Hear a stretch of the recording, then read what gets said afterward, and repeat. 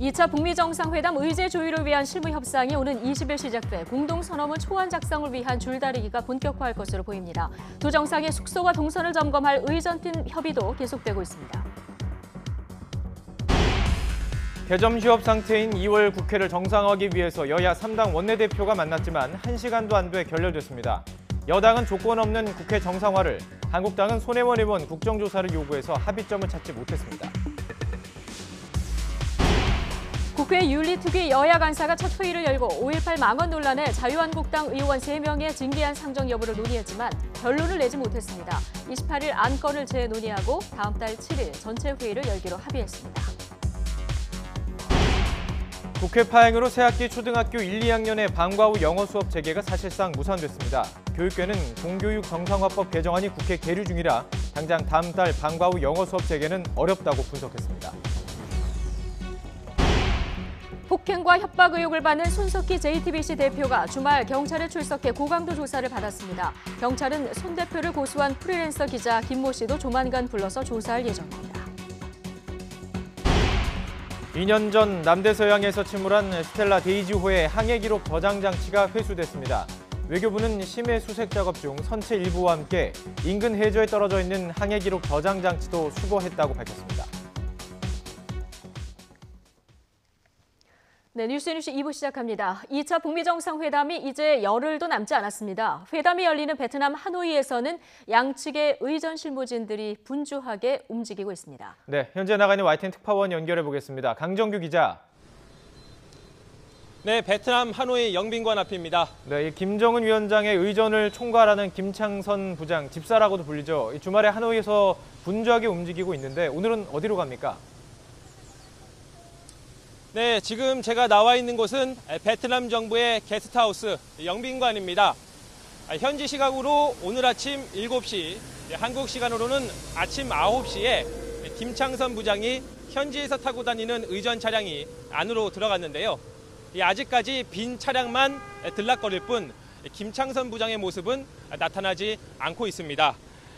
자신의 동선이 노출되는 것이 김정은 위원장의 동선 노출과 같은 의미인 만큼 취재진을 따돌리려고 시도하는 것으로 보입니다.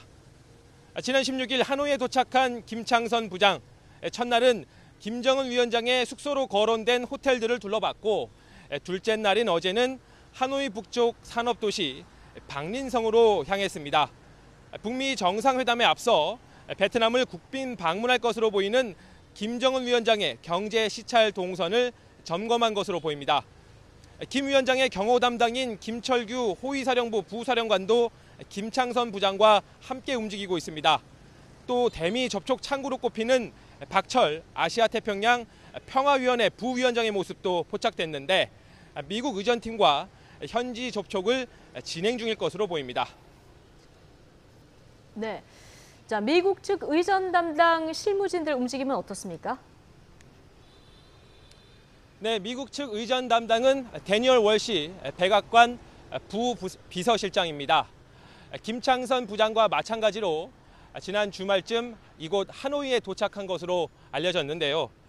월시 부장 일행은 하노이 서남쪽 크라운 플라자 호텔에 머물고 있는 것으로 전해졌습니다. 도널드 트럼프 미국 대통령의 숙소로 유력하게 거론되는 메리어트 호텔과 회담장 후보인 국가 컨벤션 센터 근처입니다. 어제 오후 미국 실무진은 지금 제가 나와 있는 영빈관으로 와서 북한 김창선 부장을 접촉한 것으로 전해졌습니다. 영빈관 건너편에 있는 소피텔 메트로폴 호텔도 함께 점검했다고 하는데 현지에서는 북미 두 정상이 이 호텔에 함께 머물 거다, 이런 말도 돌고 있습니다. 어쨌든 양측이 직간접적으로 접촉해서 두 정상의 숙소와 회담장을 최종 조율 중인 것으로 보이는데요. 장소가 확정되면 현지 베트남 당국의 경호 준비도 본격화될 것으로 보입니다. 지금까지 베트남 하노이에서 전해드렸습니다.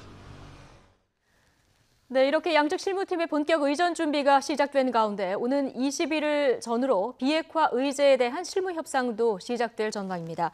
베트남 현지 소식통들은 스티븐 비건 대북정책 특별대표가 이끄는 미국 측 의제 협상팀이 곧 하노이에 도착할 것으로 보인다고 전했습니다.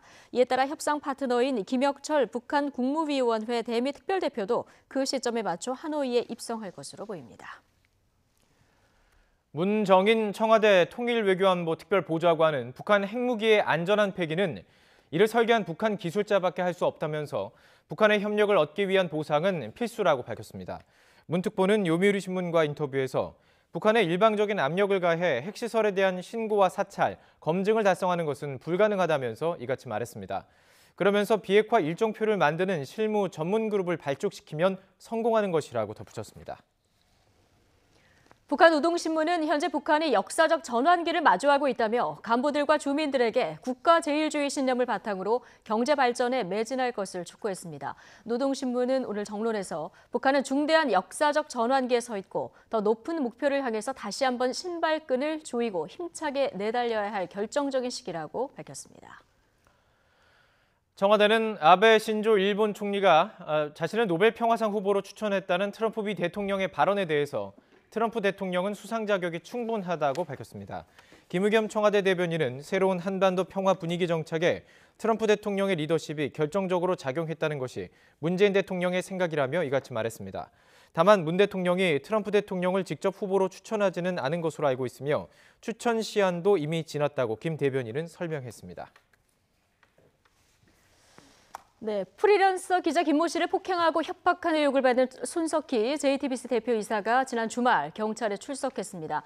19시간 넘는 고강도 조사를 받은 뒤에 새벽 2시가 넘어서 귀가했는데요. 경찰은 프리랜서 기자 김 씨도 곧 소환할 예정입니다. 자세한 얘기 취재 기자 연결해서 들어보겠습니다. 김호준 기자.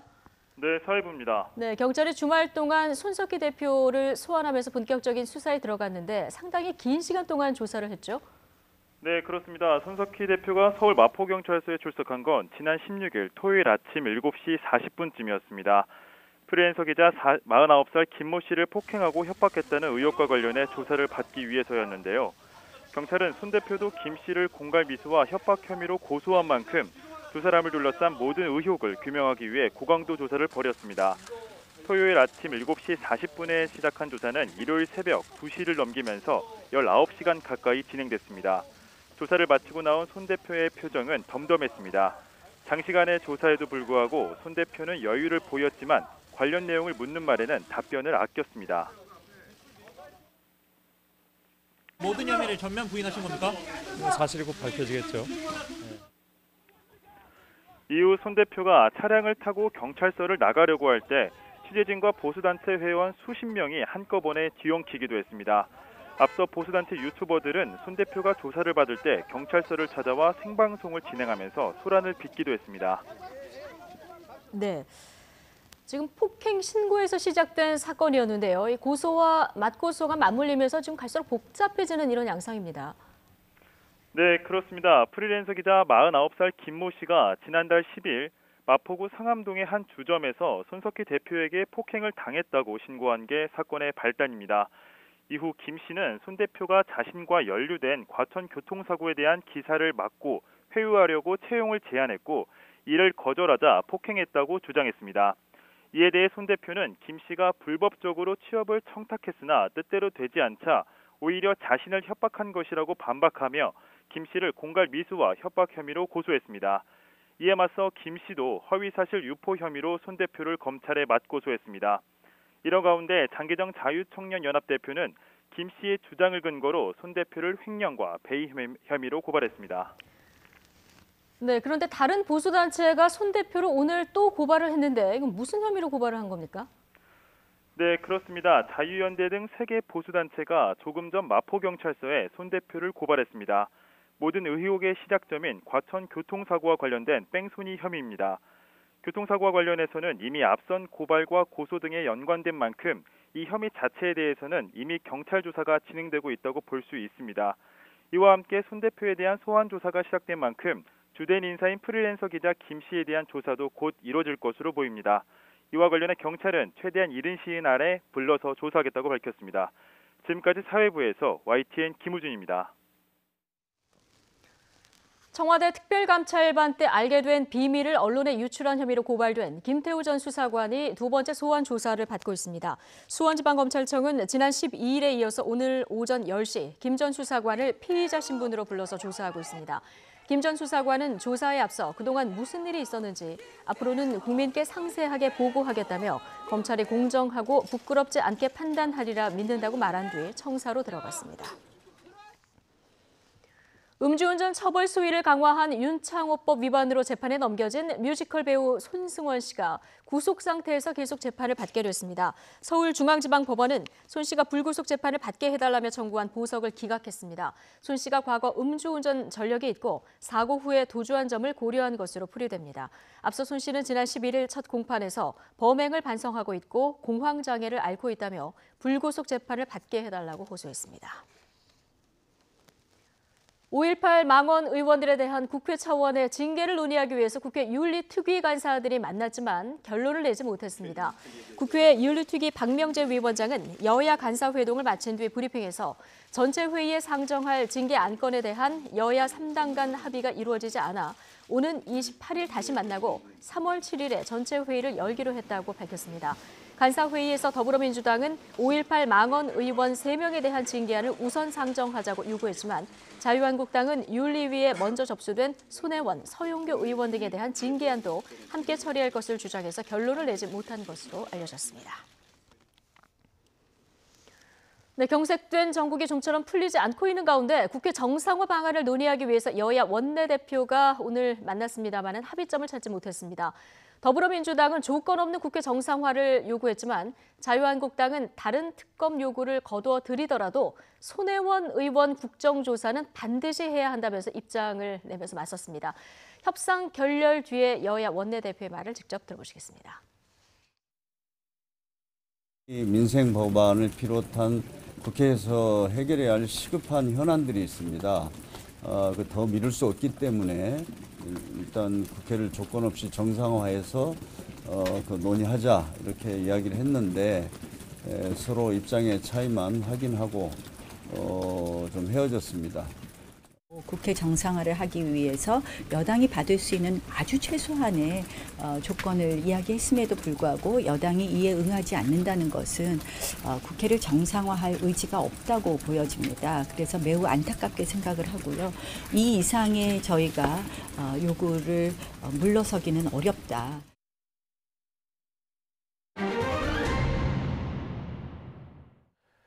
초등학교 1, 2학년 방과 후 영어 수업 재개가 새학기에도 사실상 불가능해졌습니다. 국회가 표류하면서 법안 처리가 지연되고 있기 때문인데 학부모들의 혼란은 가중되고 있습니다.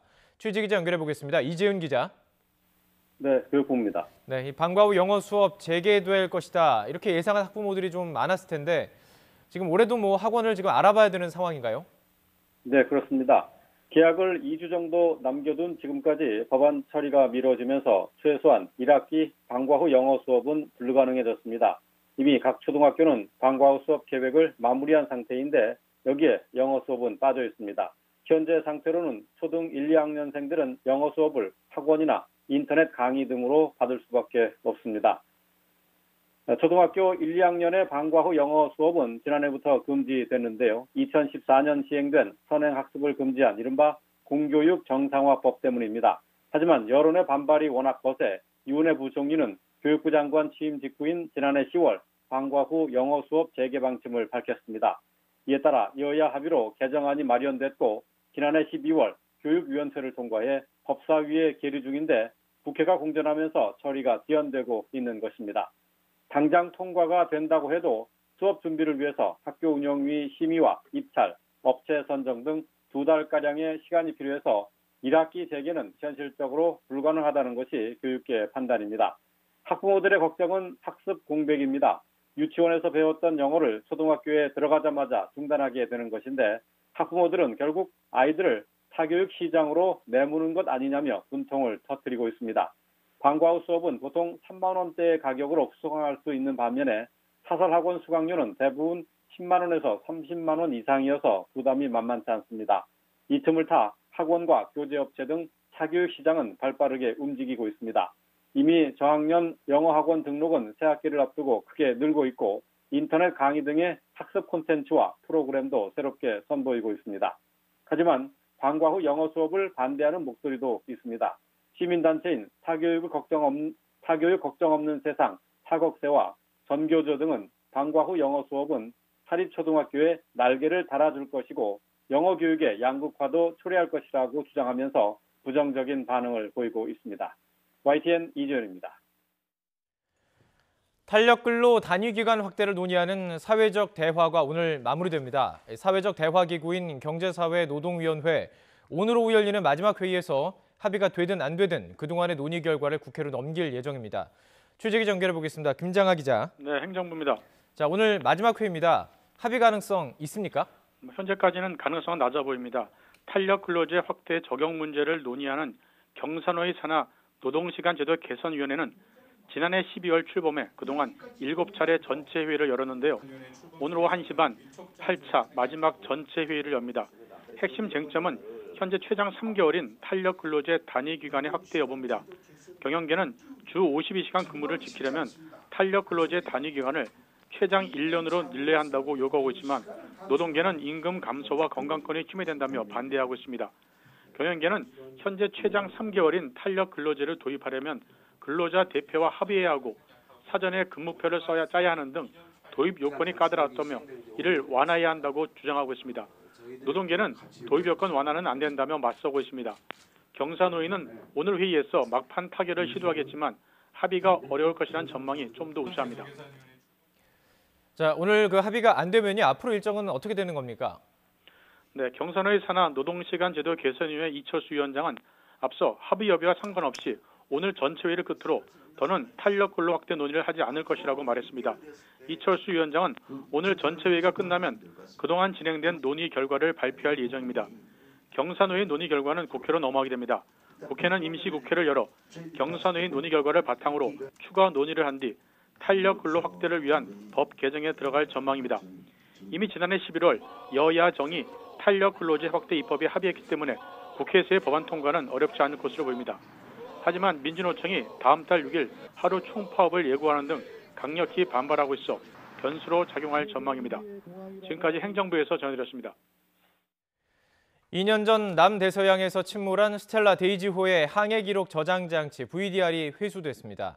외교부 당국자는 스텔라 데이지호의 사고 해역에서 심해 수색 중 어제 선체 일부인 선교를 발견했고 인근 해저면에 이탈해 있는 VDR도 회수했다고 밝혔습니다.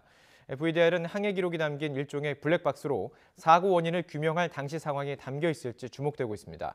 스텔라 데이지호 2017년 3월 브라질에서 철광석 26만 톤을 싣고 출발해 중국으로 항해하던 중 남대서양에서 침몰했고 당시 필리핀 선원 2명이 구조됐지만 한국인 8명을 포함한 22명이 실종됐습니다. 5.18 망언 논란이 뜨거운 가운데 전두환 전 대통령에 대한 경비와 경호 문제가 다시 도마 위에 오르고 있습니다.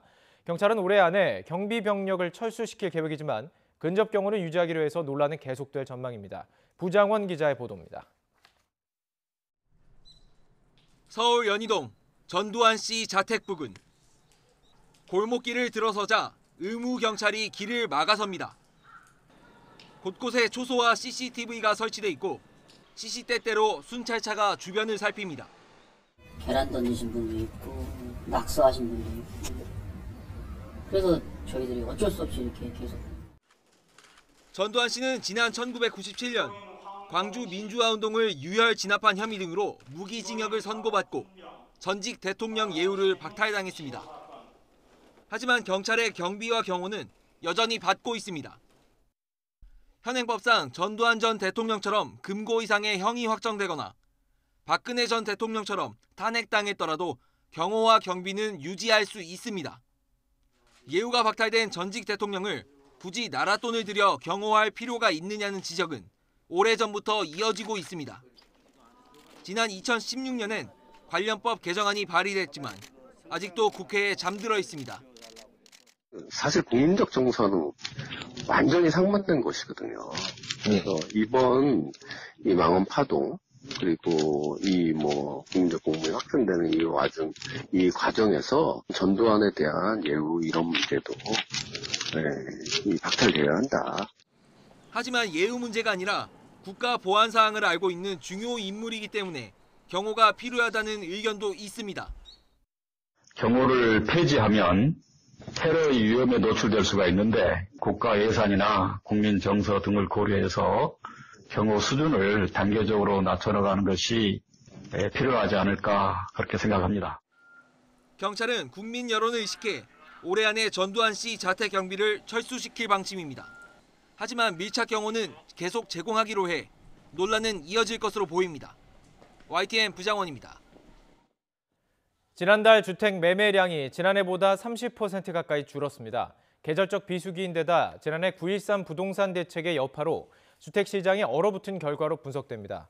국토교통부는 지난달 주택 매매 거래량이 5만 200여 건으로 지난해 1월보다 28.5% 감소했다고 밝혔습니다. 1월 거래량 기준으로 지난 2013년 이후 6년 만에 최저 수준입니다. 시중은행 주택담보대출 변동금리가 최고 4.9%에 육박한 것으로 나타났습니다. KB국민은행과 신한, 우리 NH농협은행 등 주요 은행의 잔액 기준 자금 조달 비용 지수 코피스 연동 주택담보대출 금리가 0.02%포인트씩 오른 것으로 알려졌습니다. 이는 은행연합회가 지난달 15일 1월 잔액 기준 코픽스를 전달보다 0.02%포인트 오른 2.01%로 공시한 것에 따른 조치로 코픽스가 2%를 넘은 건 3년 5개월 만입니다. 상환 능력이 없는 취약 채무자를 대상으로 한 특별 감면 프로그램이 오는 6월부터 시행됩니다. 금융위원회는 1,500만 원 이하 채무를 10년 이상 장기 연체한 취약계층이 감면된 채무 50%를 3년만 성실 상환하면 자녀 채무를 면제해주는 프로그램을 시행한다고 밝혔습니다. 대상은 기초수급자와 장애인 연금 수령자, 70살 이상 고령자, 10년 이상 1,500만 원 이하 채무를 장기 연체한 저소득층입니다. 부산의 한 기초단체가 쓰레기 위탁 수거업체를 선정하는 절차에 제비뽑기를 도입했습니다. 업체 선정 과정에서 특혜와 심사위원 매수 같은 의혹이 무성하자 투명성을 높이기 위해서 결정한 방법인데 끊임없이 벌어져온 불공정 시비가 사라졌다고 합니다. 차상은 기자입니다. 생활 폐기물 수거업체 직원들이 아파트 주민이 내놓은 재활용품을 트럭에 싣습니다. 기초단체 심사에서 선정된 업체만 위탁 계약을 맺고 쓰레기를 처리할 수 있어서 심사 기준에 대한 불공정 시비는 수시로 벌어졌습니다. 선정 결과의 잡음이 계속되자 부산금정구는 이례적으로 공개 추첨을 도입했습니다. 먼저 주민대표와 경영학 교수 등 외부 인사로 구성된 심사위원들이 업무와 고용 능력 등을 검토해 지원업체를 3배수로 줄입니다. 이렇게 최종 후보에 오른 업체들은 심사위원과 경쟁업체들 앞에서 당첨 숫자가 적힌 공을 추첨통에서 꺼내는 제비뽑기 방식입니다. 1번. 감사합니다. 추첨에서 새로운 업체가 최종 결정되자 옆에 있던 경쟁업체는 박수를 보냅니다. 선정 과정에서 특혜나 불공정 시비는 찾아볼 수 없습니다. 일정 수준 이상을 갖춘 업체가 있다면 공개 추첨으로 진행하게 되면 후폭풍이나 외압이나 이런 게 사전에 차단되리라는 그런 판단하에 진행을 했습니다. 구청은 선정 업체들을 상대로 평가를 진행하고 순위가 높은 업체는 더 넓은 지역을 맡을 수 있도록 경쟁을 유도해 시민들의 만족도는 높아질 것으로 보입니다. YTN 차상은입니다.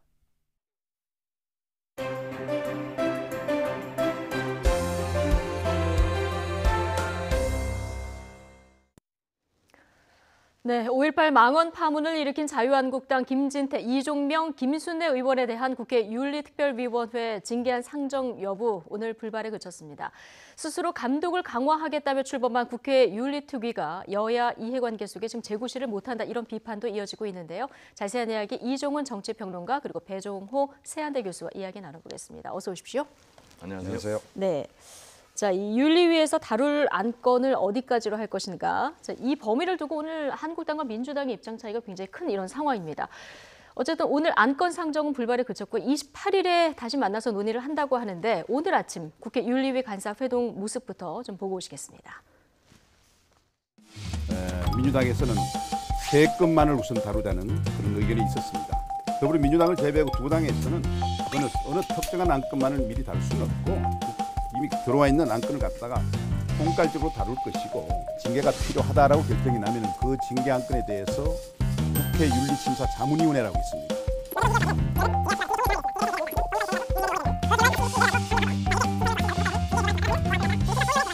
국회의장은 그 내용을 갖다가 본회의에 올려가지고 처리하게 됩니다.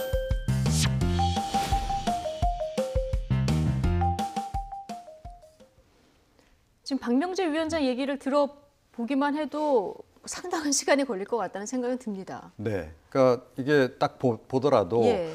뭔가 원칙이 없다라는 느낌이 확 들지 않으세요? 그러니까 더불어민주당은 이제 가장 최근에 네. 올린 이 지금 5.18 관련한 이 3명에 대한 의원 3명 것만 다루자라고 예. 얘기를 하고 있고 자유한국당하고 바른미래당 쪽에서는 그러지 말고 이때까지 다 누적된 것들이 있으니 예. 다 올려서 함께 상정해서 논의를 하자.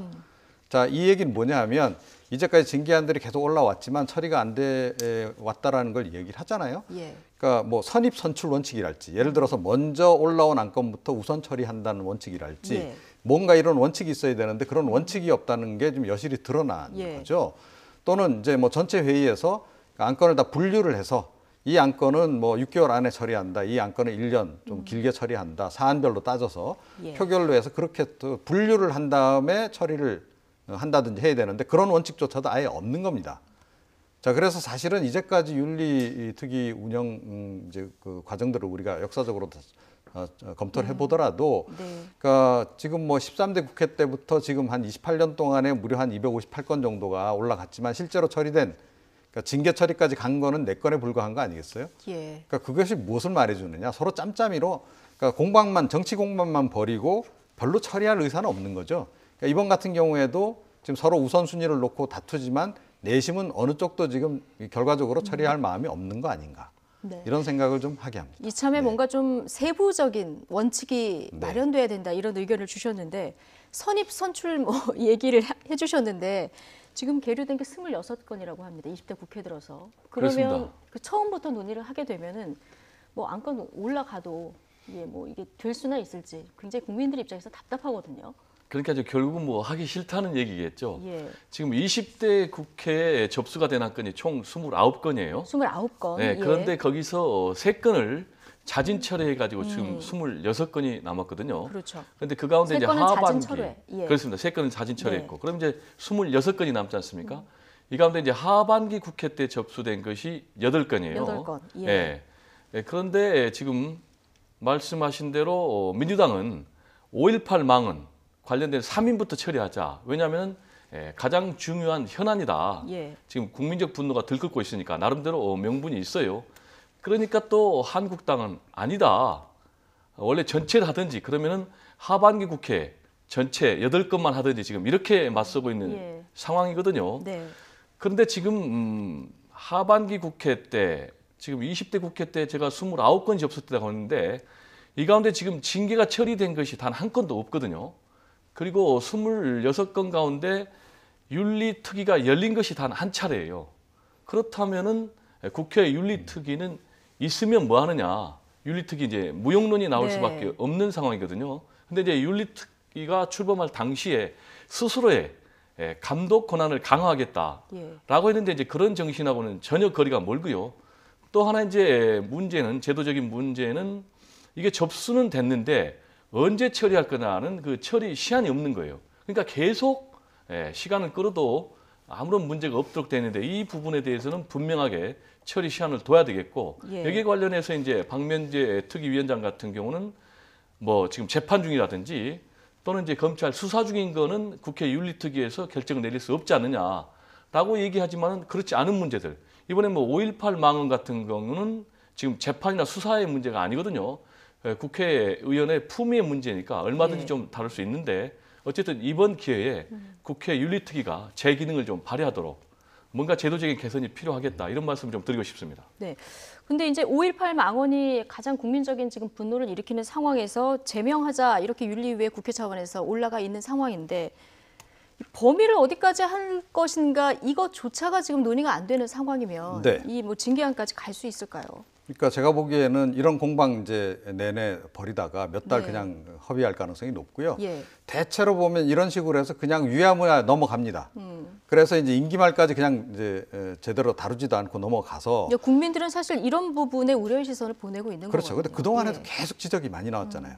윤리특위가 제2를 역할을 예. 못한다. 자, 그래서 사실은 지금 의원 윤리 관련해서 그러니까 의원 윤리 심의 자문위원회까지 만들었어요. 네. 외부 전문가들 이제 활용해서 그거 일종의 견제 장치로 만든 겁니다.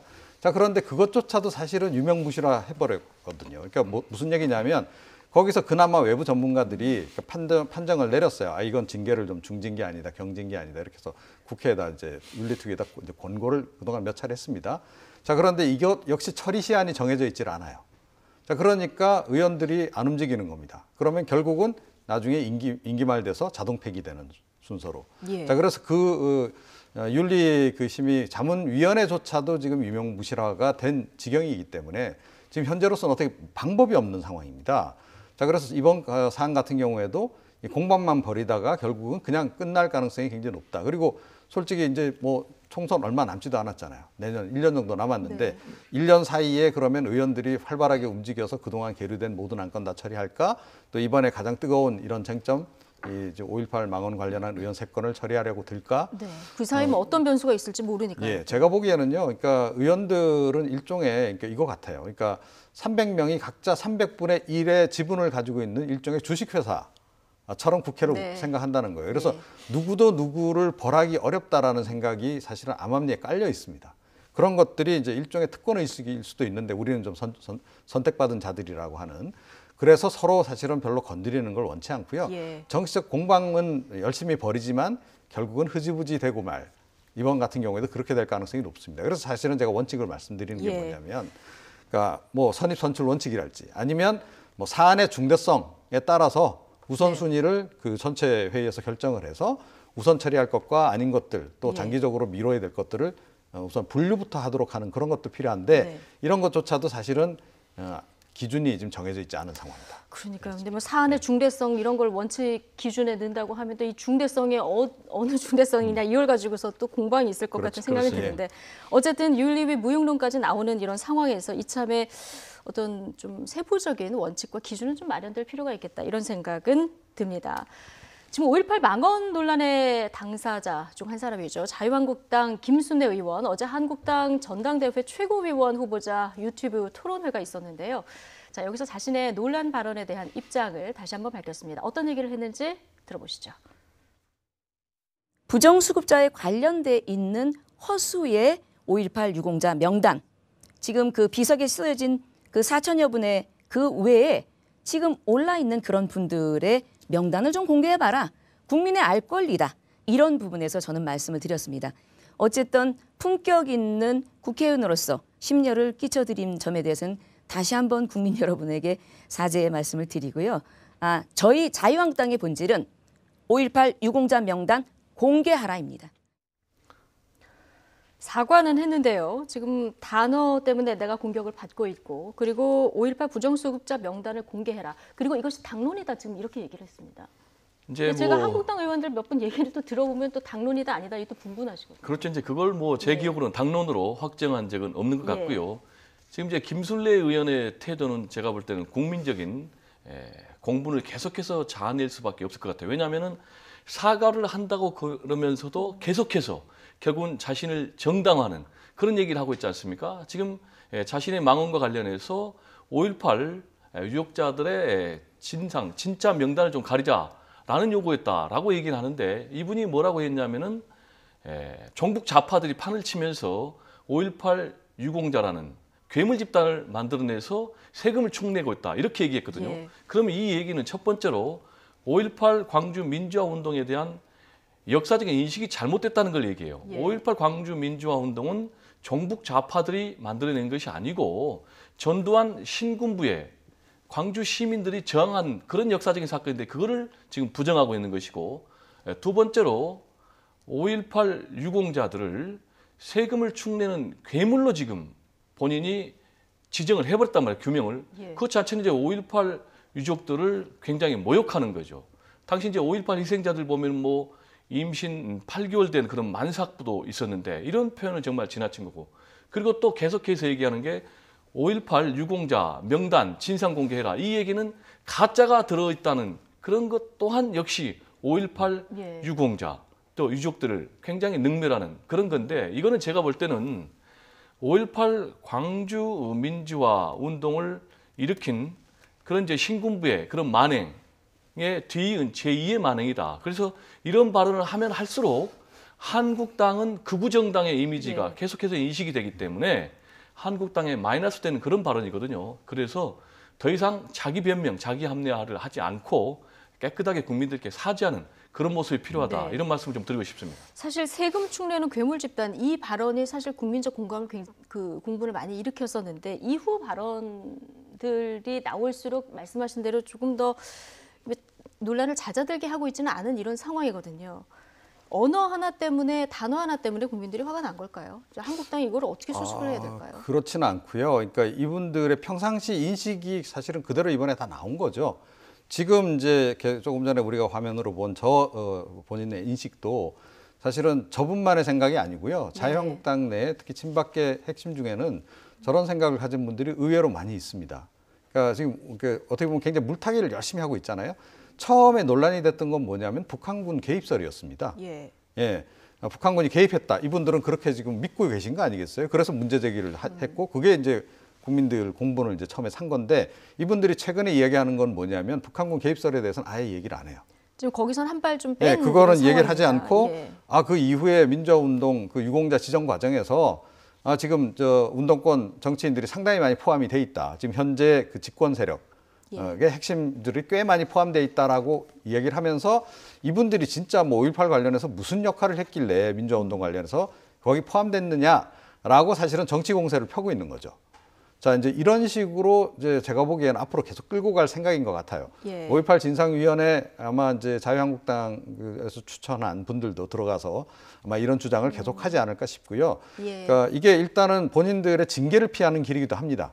그러니까 징계의 강도를 좀 낮게 만드는 그런 거로 이걸 좀 활용하려고 하는 그런 측면도 굉장히 있다. 징계까지도 감안한 어떤 목소리를 내고 그렇습니다. 있는 거다. 그런데 이제 결과적으로 보면 그러니까 진실을 왜곡하는 거 아니겠어요? 그러니까 애초에 자기네들이 정말 그 당당하게 북한군 개입이 실제로 있었다라고 믿는다면, 그러니까 지만원 씨처럼 그냥 당당하게 얘기를 해라 그냥 계속. 자, 그런데 또 그 정작 논란이 되면 딱 뒤로 빠지고 이런 식의 좀 비겁한 행보를 보이는 것은 좀 납득이 가지 않는다. 그러면서도 계속 지금 다른 방향으로 지금 분란을 자꾸 유발을 하고 지금 이제 여권을 공격하는 그런 모양새를 보이고 있는데 이것도 결국은 본인의 전당대회 당선과 관련해서 이게 도움이 될 거다라는 정책 판단하에서 하는 것으로 보입니다. 네. 본인들의 뭐 어떤 정치적 이해관계는 모르겠는데요. 한국당 지지율 변동을 보면 최근 한 달 동안 좀 오름세를 보이다가 최근에 이 발언 이후에 굉장히 꺾인 모습을 볼 수 있거든요. 지금 보면 3%포인트 정도 빠진 건가요? 한국당 지지율이 지금 이 발언에 직격탄을 맞고 있습니다. 네, 아주 직격탄을 맞고 있죠. 말씀하신 대로 한국당 지지율이 굉장히 상승세였어요. 전당대회 앞두고 거의 30% 그렇습니다. 근방까지 갔었죠. 육박해가지고 민주당하고 한 자리 숫자까지 격차가 좁혀지기도 했죠. 홍준표 전 대표 결국 이제 출마를 포기했지만은 당초에 빅3라고 그래가지고 황교안, 홍준표, 오세훈 이렇게 하면서 상당히 컨벤션 효과를 본 건 사실이에요. 그런데 이제 컨벤션 효과가 대략 한 3%에서 5% 정도 되는 것으로 우리가 추산이 되는데, 특히 이제 아시는 것처럼 이제 한국당 같은 경우는 박근혜 전 대통령이 탄핵이 되고 수감이 되고 또 이명박 전 대통령까지 수감이 되면서 사실상 굉장히 괴멸 상태에 있었는데 회복을 했는데 이 5.18 망언으로 직격탄을 맞아가지고 다시 10%대까지 하락되는 그런 양상을 보이고 있거든요. 근데 이제 한국당이 유념을 해야 될 부분이 특히 이번에 대구, 경북, 부산, 경남, 울산 지역에서도 상당히 빠졌다는 거예요. 그러니까요. 그러면 이제 이런 역사적인 분명한 사실을 왜곡하는 극우적인 발언은 보수 유권자들도 싫어한다는 그런 얘기 아니겠어요? 근데 이제 김진태 후보 같은 경우, 김진태 의원 같은 경우는 여전히 자기를 합리화하는 그런 이제 태도를 보이고 있지 않습니까? 즉 계속해서 5.18 북한군 개입설 그걸 밝혀야 된다라는 입장, 그리고 5.18 유공자 명단을 공개해라 이렇게 하고 있는데 이거는 본질하고 거리가 먼 것이죠. 우리가 역사적으로 보면은 5.18이 일어났지만은 거기에 대해서 처벌이 없었기 때문에 95년도에 김영삼 전 대통령이 5.18 특별법을 제정을 해서 결국은 전두환, 노태우 두 전 대통령을 내란 그리고 반란 혐의로 처벌했지 않습니까? 그럼에도 불구하고 계속해서 왜곡되는 그런 주장들이 나오기 때문에 그러면 정확하게 5.18 진상을 규명하자. 그래서 최초의 이 발포 책임자 그리고 헬기 기총 소사 이런 문제들을 진상을 규명하자. 이것이 본질 아니겠습니까? 그래서 5.18 진상 규명 특별법이 생겼는데 네. 지금 한국당에서는 거꾸로 이걸 지금 계속해서 물타기해서 5.18 북한군 개입설을 거기다 넣어가지고 지금 계속해서 그걸 근거로 또 주장을 하고 있는데 차제에 5.18 진상 규명 특별법을 다시 개정을 해서 북한군 개입 여부를 삭제를 해야 되고 네. 이런 거짓 주장이 더 이상 반복이 안 되도록 5.18 왜곡 처벌법을 만들어야 된다. 그렇지 않으면 나중에 계속해서 세월호 참사도 왜곡하고 예. 뭐 계속해서 그런 거짓 주장들이 나오기 예, 때문에 지금 국회에서 이 부분이 이제 논의 중인 거고요. 네. 어쨌든 지금 보수 유권자들 사이에서도 이 5.18 문제는 역사의 다양한 해석으로 보지 않는 분들이 좀 많다는 이런 결과가 나온 거 아니겠습니까? 그럼에도 불구하고 네.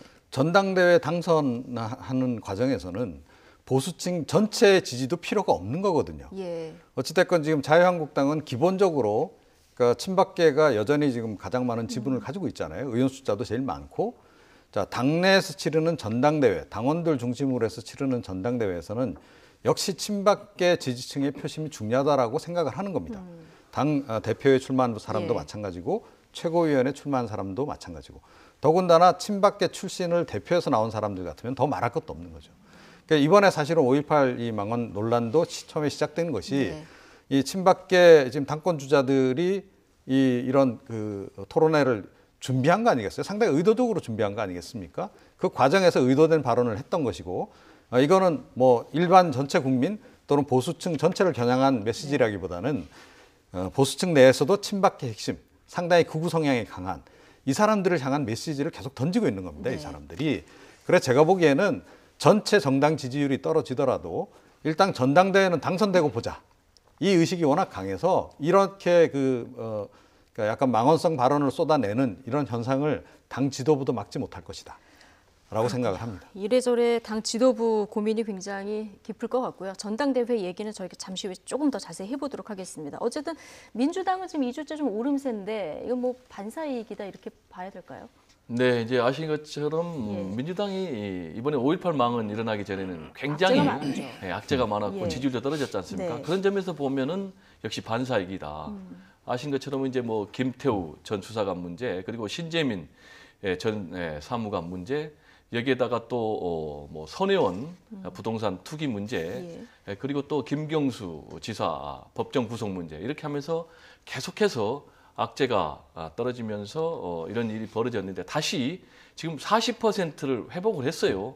그리고 이제 문재인 대통령 뭐 부정평가도 있지만 어쨌든 간에 긍정평가가 더 높고요, 지지율이. 그렇지만 이게 이제 반사이익이니까 어쨌든 간에 결국 이제 민생 경제 이 문제로 승부가 나거든요. 그래서 이 부분에 대해서 신경을 써야 되겠고 다만 당분간은 민주당이 상승세를 보일 것 같아요. 왜냐하면 이제 5.18 망언 문제에 대해서 한국당이 계속해서 지지부진 그런 입장을 보이고 있고 자체 징계도 지금 지지부진된 이런 상황이 영향이 있을 거다. 이런 네, 그리고 이제 또 아시는 거죠? 것처럼 27, 28일 날 북미 정상회담 2차 열리지 않습니까? 예. 그럼 어떤 결론이 나올 것이고 그러면 또 김정은 위원장 답방으로 이어질 것이고 그러면 또 어쨌든 간에 대북 제재 해제도 어느 정도 이루어진다면은 개성공단 그리고 금강산 방문 이런 것들이 재개되면은 굉장히 민주당이 탄력을 받을 가능성이 더 있다. 이렇게 좀 전망을 해봅니다. 예, 어쨌든 대통령 국정 지지도나 민주당의 어떤 지지율은 앞으로 북미 정상회담이라든가 민생 경제를 어떻게 풀어나가느냐 여기에 더 달려 있다 이런 얘기를 해주셨는데 어쨌든 5.18 발언이 굉장히 그 여론에 미치는 영향은 큰 것 같습니다. 그래서 그런지 그 한국당 내부에서도 자성의 목소리 굉장히 많이 나오고 있는 이런 상황인데 한국당 소속이죠. 권영진 대구시장이 광주시장에게 5.18 망언에 대해서 대신 사과하는 이런 메시지를 보내기도 했습니다. 네, 그러니까 뭐 광주하고 대구하고는 뭐 달빛 동맹 뭐 그런 활동도 계속 해오기도 했고, 그러니까 지역 감정 해소를 하기 위해서 두 도시가 지금 상당히 열심히 노력을 그동안 많이 해왔죠. 그런 과정에서 이제 이번 발언 같은 경우에는 권영진 시장이 보기에도 좀 심했다라는 생각을 좀 하는 겁니다. 그리고 뭐 실제로 지금 뭐 조금 전에 여론조사 결과를 얘기했습니다만 보수 진영 내에서도 좀 그 층이 좀 많이 갈리긴 합니다만 부적절했다라는 의견이 의외로 좀 많이 있다라는 거예요. 그런 것들이 이제 반영이 좀 이제 된 그런 그 상황이다 이렇게 봐야 되고, 뭐 권영진 시장 입장에서는 뭐 사실은 뭐 TK 지역에서 저런 목소리를 내기가 쉽진 않았을 수도 있다라고 네. 저는 생각을 해요. 그럼에도 불구하고 사실은 뭐 사실이 아닌 것은 아닌 거니까 그 부분에 대해서 지금 뭐 이렇게 메시지를 이렇게 보낸 건데 사실은 이런 정치인들이 더 많이 나와야 된다라고 저는 생각을 해요. 그러니까 여야 불문하고 그러니까 뭐 각 당의 지도부가 좀 노선을 잘못 정립해 나간다든지 또는 이제 그 내부에 있는 의원들이 한 발언들이 좀 부적절한 것들이 있다든지 했을 경우에는 따끔하게 지적도 하고 아닌 것은 아니다라고 말할 수 있는 의원들 숫자가 좀 더 늘어나야 된다. 저는 그렇게 생각을 합니다. 예, 이런 목소리가 더 나와야 한국당이 건강해지는 거다. 네. 네, 이종근 평론가님 이런 조언을 또 주셨는데 지금 5.18 진상조사도 국회 내에서 빨리 해야 되는데 이 진상조사위원 추천 두고도 논란이 지금 계속되고 있는 이런 상황입니다. 한국당은 청와대가 이미 거부한 조사위원을 바꿀 생각이 없다 이런 뜻을 계속 고수하고 있는데요. 여야 사당은 또 강력 비판하고 있습니다. 영상으로 보고 오시겠습니다.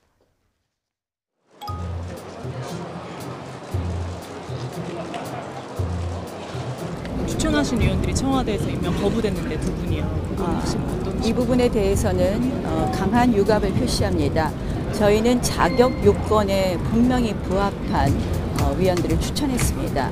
저희로서는 추천위원을 변경할 이유가 없다고 생각합니다. 무자격 위원 추천 강행 의사까지 분명히 함으로써 5.18 민주화 운동의 역사와 정신에 정면으로 도전하는 오만하고 뻔뻔스러운 태도를 감추지 않고 있습니다.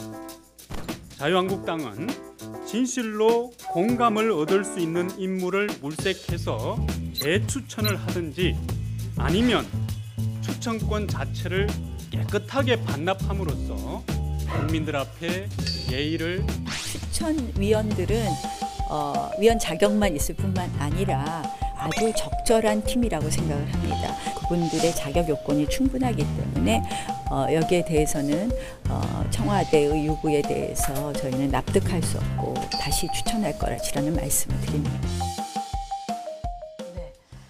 자, 이 문제도 풀릴 것 같지가 않습니다. 지금 나경원 원내대표 얘기 들어보셨지만 자격 요건을 충분히 갖춘 사람들이다. 그냥 이 사람들을 똑같이 재추천하겠다 이런 입장이거든요.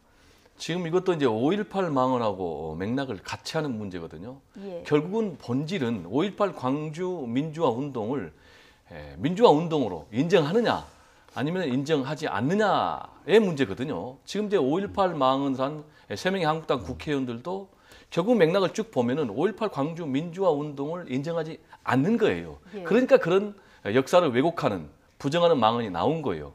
그러면은 5.18 진상규명특별법이 왜 생겼냐면은 아까도 말씀드렸지만은 아직도 발포 책임자가 밝혀지지 않았거든요.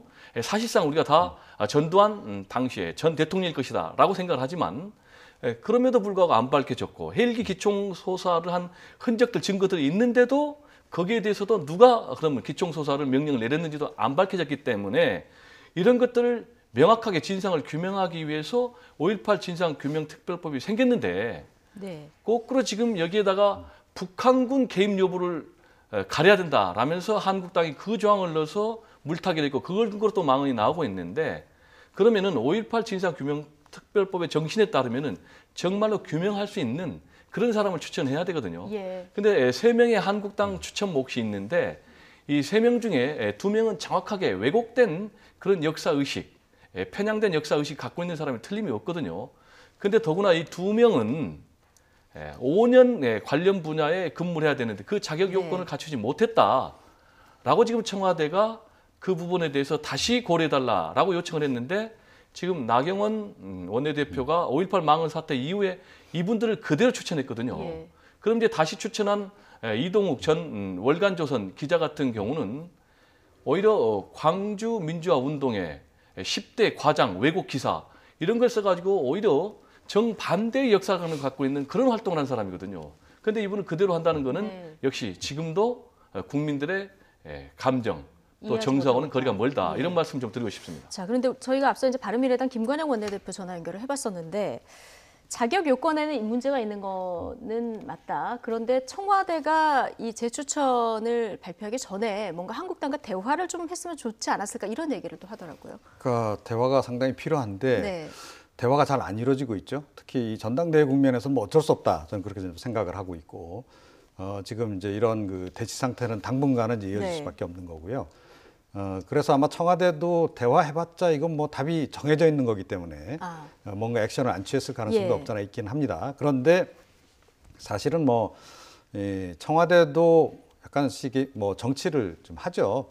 그러니까 이번에도 이제 그런 맥락에서 약간 이제 자유한국당을 좀 공격했던 그런 측면은 분명히 있는 것이고 그런 측면은 또 어느 정도는 이제 우리가 고려를 해야 한다. 이제 그럼에도 불구하고 청와대가 사실은 이제 그래서 정치적인 민감성이 있기 때문에 자격 조건 부분을 이제 집중적으로 이제 언급을 한 거단 말이죠. 네. 자, 그렇다면 자유한국당도 그런 면에서는 적어도 책 잡힐 일은 해서는 안 된다. 예. 그게 향후에 본인들이 그 위원들이 들어가서 거기서 주장을 하는 또는 자유한국당의 주장에 조금 더 신뢰도를 높이는 길이다라고 생각한다면 자격 요건은 적어도 맞춰서 자격에 결함이 없는 인물로 재추천하는 것이 좀 낫지 않나 이렇게 생각합니다. 예.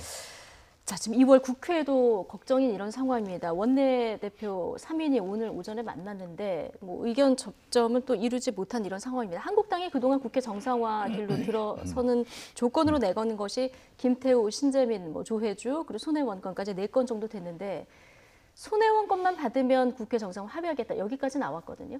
네, 그런데 이제 오늘 어쨌든 간에 여야 3당 원내대표가 만났는데 1시간도 안 돼서 네, 불발됐습니다. 결렬됐지 않습니까? 결국 이제 서로의 입장 차이만 확인한 건데 그러면 왜 모였을까요? 국민들의 의식 때문에 어쩔 수 없이 회의 또는 뭐 대화를 하는 그런 이제 쇼를 벌인 거라고 저는 좀 그렇게 평가를 하고 싶은데 지금 안타깝게도 어쨌든 간에 지금 나경원 원내대표는 우리가 4가지 요구했는데 손혜원 의원에 대해서 부동산 투기, 국정조사하자 한 가지만 우리가 그렇게 했으니까 민주당 받으라라고 얘기하니까 이제 민주당은 뭘 그렇게 조건을 거느냐. 국회를 정상화하는데 조건이 필요 없다. 그래서 조건 없이 정상하자. 이렇게 지금 얘기를 하고 있거든요. 그런데 지금 상황을 보면은 여야 원내대표들이 국회 정상화하기는 상당히 어려워 보이고요.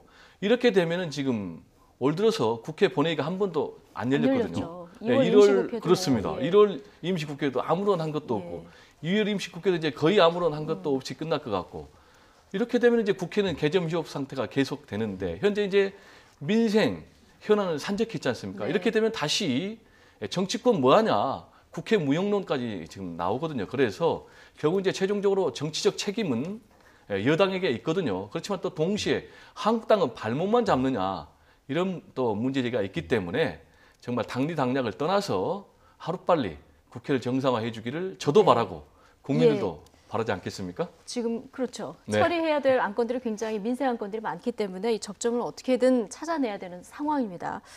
좀 답답한 국회 상황이 이어지고 있는데 뭔가 좀 시원한 소식이 들렸으면 좋겠습니다. 이런 상황에서 한국당 전당대회는 뭐 예정대로 치러야죠. 코앞으로 다가왔습니다. 당권 주자들의 당세 확장 방법도 제각각인데요. 당권 3인방이 내세우는 키워드 차현주 앵커가 정리를 해봤습니다. 자유한국당 당권 주자들이 어제 유튜브 일전을 벌였습니다. 황교안 후보는 내부 총질하지 말자라면서 통합을 강조했고 오세훈 후보는 중도층의 마음을 열어야 한다라면서 외연 확장을, 김진태 후보는 선명한 보수 우파 정당을 세워야 한다고 주장했습니다. 우선 기호 1번 황교안 후보, 우리가 싸울 대상은 밖에 있다면서 당 통합을 거듭 강조했습니다. 하지만 원칙론을 방패 삼아서 예민한 현안을 비껴가니까 다른 후보들의 협공을 받기도 했습니다. 국민들의 바람과 또 우리 당원들의 바람은 같습니다. 싸우지 말라는 겁니다. 내부에서 총질하지 마라. 우리의 싸움의 대상은 밖에 있지 우리 당 안에 있는 것이 아니다. 다소 좀 어정쩡한 모습도 비춰지는 게 좀 솔직한 심정입니다. 예, 제 주장의 요지가 아직도 전달이 잘 안 돼 있는 모양인데요. 오세훈 후보는 중도층 확장이 가능한 후보가 누구인지 가려달라면서 지지를 호소했습니다. 우리 김진태 후보 투쟁 경력 바탕으로 해서 보수를 결집시키고 말하자면 정치판 용어로 집토끼를 결집시키는 데는 장점이 있을지 모르지만 수도권 승리하지 않으면 전국 선거 지는 거거든요. 김진태 후보는 대선 무효와 문재인 정부 퇴진까지 주장하면서 선명한 우파를 약속했습니다. 또 박근혜 전 대통령에 대한 애증도 언급하면서 오 후보를 자극했는데요. 마지막으로 들어보시죠. 박근혜 대통령님에 대해서 애증이 있다 이렇게 말씀을 하셨어요. 그래서 이제 저는 그때 그 시장 선거할 때 커터칼까지 얼굴에 그렇게 참 맞아가면서 선거를 도와줬는데 인간적인 좀 도리가 아니지 않나 이렇게 생각합니다. 고마운 것은 지금도 몹시 고맙게 생각합니다. 다만 정당이 박근혜 전 대통령을 위한 정당은 아니지 않습니까? 네.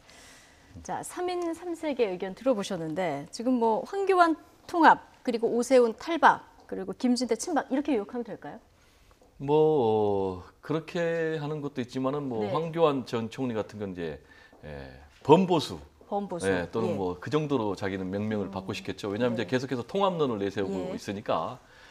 근데 지금 이제 황교안 전 총리의 대세론이 그대로 갈 것이냐 안 갈 것이냐 이게 결국 이번 전당대회 최대 관전 포인트 아니겠습니까? 그런데 지금 그대로 가는 양상이에요. 지난번에 박근혜 전 대통령이 옥중 메시지를 통해서 배신 그런 논란도 있었지만은 그렇게 크게 이탈하지는 않는 것 같고 그 이유는 결국은 현역 의원들이 황교안 전 총리가 당선될 가능성이 높다. 그러면 이제 국회 공천권 행사하니까 줄을 서야 되겠다.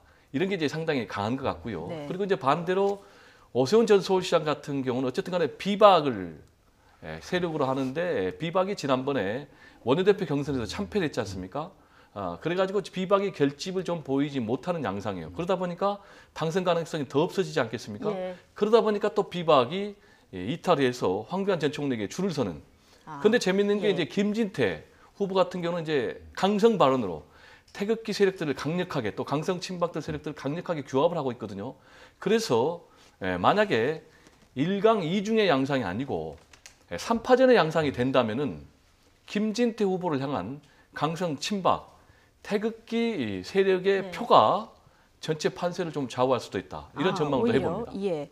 자, 어쨌든 황교안 전 총리 대세론이 조금 지금으로서는 우세한 상황이기 때문에 좀 토론회를 보면 안정적으로 뭔가 실수 없이 진행을 해야 되겠다. 황교안 전 총리 이런 생각을 하는 것 같고요. 가장 관심을 모으는 게 이제 김진태 후보하고 오세훈 전 시장 간의 그 박근혜 전 대통령에 대한 애증 공방입니다. 어제 커터칼 이 얘기까지 꺼냈어요. 김진태 후보가. 그러니까 이제 오세훈 전 시장이 서울시장 선거 치를 때, 그때 이제 박근혜 전 대통령이 그 사건을 당하지 않았습니까? 선거를 돕다가. 그러니까 결국 그렇게까지 도와줬는데 이제 와서 그 박근혜 전 대통령하고 좀 등을 돌리는 게 말이 되느냐라고 지금 이제 일종의 이것 역시 사실은 배신자론이죠. 이제 문제 제기를 그렇게 하면서 이제 공격을 이제 하는 거고요. 김진태 의원 입장에서야 뭐 본인 그야말로 친박계 핵심층의 지지를 받아서 지금 당선되겠다라고 하는 그런 노선이 분명하기 때문에 친박 선명성도 지금 가장 강렬하지 않습니까? 이제 그런 상황인 것이고 또 어떻게 보면 앞서가는 위치에 있다라기보다는 쫓아가는 이제 위치에 있기 때문에 더욱더 공격적으로 이제 갈 수밖에 없는 거죠. 근데 김진태 후보 같은 경우는 지금 태극기 부대의 전폭적인 지지를 받고 있고요. 지금 그 책임당원으로 많이들 이제 당 내로 들어왔다 이런 보도들이 나오고 있는데 이게 전대에 어느 정도 영향이 있을까요? 글쎄요. 이제 태극기 부대의 규모라고 하는 것이 그러니까 생각만큼 그렇게 대규모는 아니다.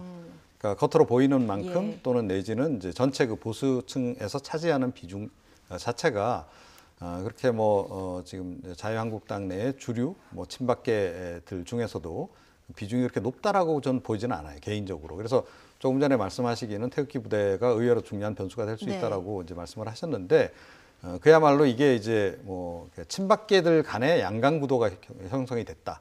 예를 들어 황교안 대 김진태 양강이 돼 있고 오세훈 뭐 후보자가 좀 뒤쳐져 있다. 이런 상황 같으면 거기서 태극기 부대가 굉장히 중요한 변수가 될 수도 있다라고 보는데요. 지금 그것보다는 역시 뭐 황교안 전 총리가 전체적으로 조금 앞서가고 있는 그런 그 모양새라고 한다면 오히려 친박계 내지는 태극기 부대조차도 마지막에는 전략적 선택을 할 가능성이 높다. 그러니까 표가 갈려서 어느 한 두 사람 다 안 되고 비박계 누군가가 오세훈 후보가 되는 것보다는 그래도 친박계 누군가가 되는 게 좋다라고 마지막에는 표가 그렇게 해서 한쪽으로 쏠릴 가능성이 있다. 오히려 그 가능성이 더 높지 않나 저렇게 생각을 합니다.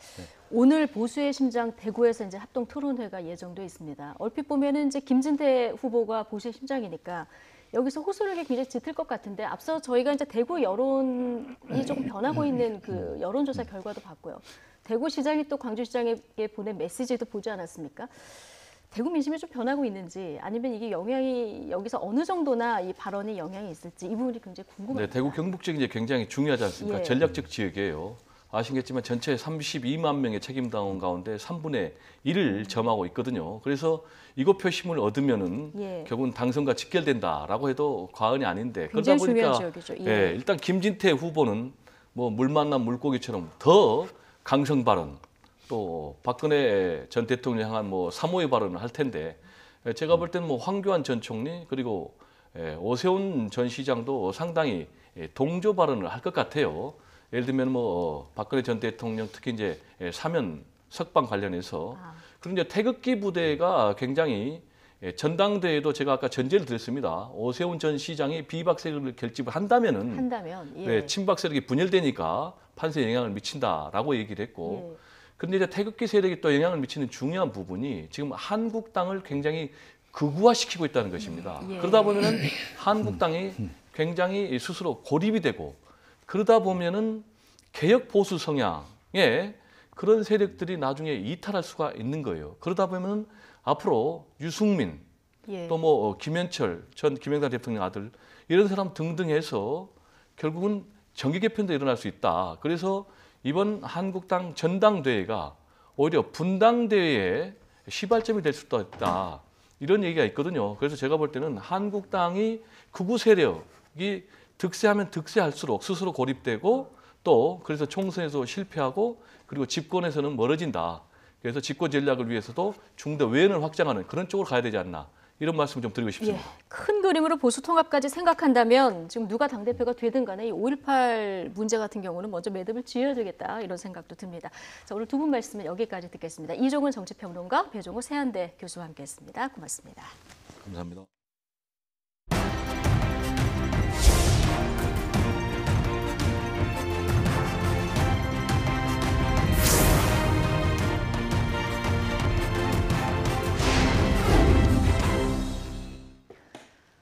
이 2차 북미 정상회담이 나흘 앞으로 다가온 가운데 의제 조율을 위한 북미의 실무 협상이 이번 주 초에 열릴 전망입니다. 북한의 비핵화와 미국의 상응 조치 교환을 놓고 치열한 줄다리기를 벌이면서 하노이 공동선언 마련에 들어갈 것으로 보입니다. 워싱턴에서 김희준 특파원입니다. 지난 6일에서 8일 평양에서 만난 스티븐 비건 미 국무부 대북정책특별대표와 김혁철 북한 국무위원회 대미 특별대표. 2차 정상회담에 앞서 이번 주 초 하노이에서 다시 만나 본격적인 비핵화 의제 조율에 나섭니다. 평양회동이 양측이 원하는 바를 펼쳐놓은 탐색전이었다면 이번 2차 협상은 비핵화와 상응 조치의 세부 사항을 주고받는 본담판입니다.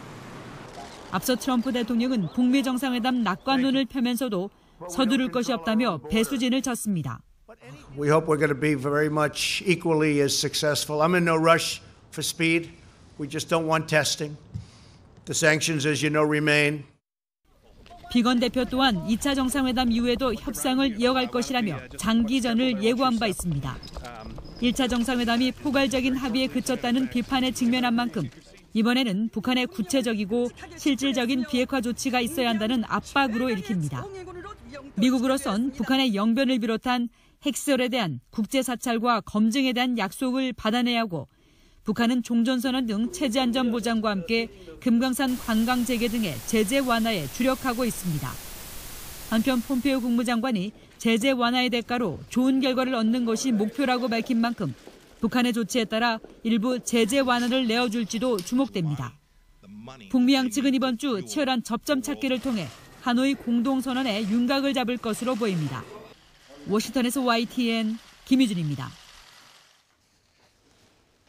제2차 북미 정상회담 준비가 본격 시작된 가운데 북한 선전 매체가 북미 관계도 남북 관계처럼 대전환을 이룰 수 있다고 강조했습니다. 북한 대외 선전 매체 메아리는 오늘 지난해 남북 관계의 진전 사항을 거론하면서 북미 관계도 남북 관계에서처럼 대전환을 이루지 못할 이유가 없다고 밝혔습니다. 이어 핵무기를 만들지도 시험하지도 않으며 사용하지도 전파하지도 않을 것이라는 북한의 입장은 정세 국면 전환을 위한 일시적인 방책이 아니라고 지적했습니다. 네, 여야 3당 원내대표가 국회 정상화 방안을 논의했습니다마는 1시간도 안 돼서 오전에 결렬됐습니다. 관심을 끌었던 5.18 망언 논란 관련 국회 윤리특별위원회 여야 간사회동은 안건 상정 범위를 놓고 의견이 엇갈려서 결론을 또 내지 못했는데요. 취재 기자 연결해 보겠습니다. 조은지 기자. 국회입니다. 네, 국회가 정상화될 수 있을지 기대가 컸었는데 결국 또 파행입니다. 오후에 이 원내대표들 다시 만날 일이 없습니까? 네, 안 만납니다. 자유한국당 나경원 원내대표는 합동연설에 참석차 대구에 가 있습니다. 서울에 있다고 하더라도 온도차가 워낙 커서 만난다고 당장 해결되기도 힘들어 보입니다. 오늘 오전 더불어민주당 홍영표, 자유한국당 나경원, 바른미래당 김관영 원내대표는 지난 7일 이후 꼭 11일 만에 회동했습니다. 하지만 1시간도 안 돼 결렬됐습니다. 민주당은 조건 없이 일단 2월 국회를 정상화하자고 주장한 반면 한국당은 손혜원 의원 국정조사는 받으라고 맞서 접점이 전혀 없었습니다. 민주당 홍영표, 한국당 나경원 원내대표의 발언 차례로 들어볼까요? 이 민생 법안을 비롯한 국회에서 해결해야 할 시급한 현안들이 있습니다. 더 미룰 수 없기 때문에 일단 국회를 조건 없이 정상화해서 논의하자 이렇게 이야기를 했는데 서로 입장의 차이만 확인하고 좀 헤어졌습니다. 김태호 특검, 신재민 청문회, 손혜원 국정조사, 조혜주 사태 일단 접고 국회 정상화를 하기 위해서 여당이 받을 수 있는 아주 최소한의 조건을 이야기했음에도 불구하고 여당이 이에 응하지 않는다는 것은 국회를 정상화할 의지가 없다고 보여집니다. 그래서 매우 안타깝게 생각을 하고요. 네, 가뜩이나 냉랭한 국회. 오늘 아침엔 국회 윤리특별위원회 간사단이 비공개로 회동해 5.18 망언 논란을 다뤘습니다. 안건 상정을 놓고 당마다 입장이 엇갈려 이렇다 할 결론은 내지 못했습니다. 현재 국회 윤리특위에 26건이 올라와 있는데 전체를 다 다룰지 아니면 하반기 윤리특위가 구성된 이후 올라온 8건만 다룰지 5.18 단 한 건만을 다룰지를 놓고 싸운 겁니다. 회부된 안건에는 손혜원 의원의 목포 부동산 투기 논란과 더불어민주당 서영교 의원의 재판 청탁 의혹 등도 포함된 만큼 안건 상정 범위를 놓고 수싸움이 이어질 것으로 보입니다. 박명재 위원장은 전체적으로 전부 상정하자는 의견이 우세했다면서도 오는 28일 간사단이 다시 만나 최종적으로 어떤 안건을 다룰지 확정하겠다고 밝혔습니다. 윤리특위 전체 회의는 다음 달 7일로 정해졌습니다. 네, 이 새로 뽑히는 한국당 대표의 첫 시험대가 5.18 논란 수습이라는 시각이 많이 나옵니다. 오늘 한국당 핵심 지지 기반인 대구 경북 지역에서 전당대회 두 번째 합동연설회 예정돼 있죠. 네, 오늘은 보수의 심장 대구입니다. 1시간쯤 뒤인 오후 2시 시작인데요. 대구 엑스코 현장에는 벌써 지지자들이 모여 응원하는 후보 이름을 외치는 등 열띤 분위기라고 합니다. TK 표심이 당대표 당락을 좌우하는 격전지인 만큼 황교안, 오세훈, 김진태 후보의 메시지에도 눈이 갑니다. 특히 자의반, 타의반, 박근혜 전 대통령을 거론할 수밖에 없어 관심이 더 쏠리는데요. 황교안 후보는 입당 초반 친박 논란이 있었고 최근에는 박근혜 배신 프레임도 나왔습니다. 황 후보는 내 자리에서 최선의 노력을 다했다는 원칙론을 고수해 왔는데 오늘 발언도 주목됩니다. 김진태 후보는 탄핵 정국에서 당을 지킨 점, 또 50여 차례 이상 장외투쟁에 나선 점 등을 내세우며 태극기 부대의 전폭적인 지지를 받고 있죠. 대구에서 아마도 특히 더 호소력이 있을 것 같습니다. 반면 오세훈 후보는 극명히 갈립니다. 박근혜 전 대통령을 극복하자며 중도층 끌어안기에 힘쓰고 있는데 TK 당원들에게 이 주장이 과연 얼마나 받아들여질지가 관전 포인트입니다. 오늘 연설회에는 김병준 비상대책위원장과 나경원 원내대표 등 당내 투톱이 참석하는데 어떤 대접을 받을지도 눈여겨볼 장면입니다. 반면 더불어민주당은 PK 지역을 찾았습니다. 경남 창원에서 현장 최고위원회를 열었는데요. 이해찬 대표 등 지도부가 총출동해 최고위에 이어 예산정책협의회에서 지역 의견을 들었습니다. 그 자리에서 서부 경남 KTX 조기 착공과 스마트 산업단지 조성 등 지역 수건 사업에 대한 예산과 정책 지원을 약속했습니다. 예산정책협의회의 포문을 17개 광역단체 중 경남 창원에서 연 건데 아무래도 김경수 경남도지사의 법정 구속 등으로 어수선한 PK 지역 민심을 다독이겠다는 정치적인 고려가 있다는 분석이 많습니다. 오후 2시에는 김경수 지사 불구속 재판을 위한 운동본부 대표단과 면담도 예정돼 있습니다. 지금까지 국회에서 YTN 조은지입니다. 4주 동안 상승세를 이어가면서 30%에 근접했던 자유한국당 지지율이 지난주 5.18 망언 논란으로 눈에 띄게 하락했습니다. 특히 한국당 핵심 지지층인 대구 경북과 60대 이탈이 두드러졌습니다. 보도에 권준기 기자입니다. 자유한국당 의원들이 극우농객 지만원 씨를 불러 5.18 공청회를 개최한 건 지난 8일. 한국당 지지율은 이때부터 빠지기 시작해 지난주 내내 하락세를 면치 못했습니다.